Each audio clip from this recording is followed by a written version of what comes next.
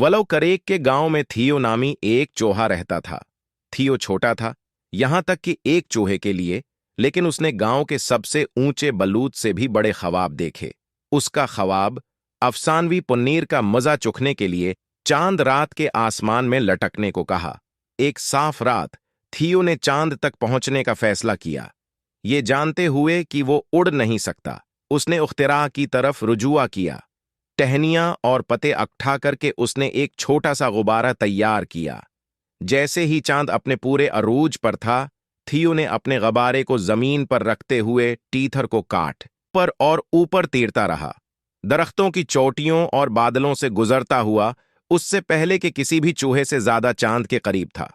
जैसे ही रात की सर्दी उसकी खाल को छू रही थी, थियो ने महसूस किया कि चांद बहुत दूर है। चाहे वो कितनी ही ऊंचाई पर चढ़ जाए, बड़ा नहीं होता। मायूस लेकिन शख्स खूरदा नहीं, थियो वापस वलो करिक पर आया। उसका ख्वाब अधूरा था।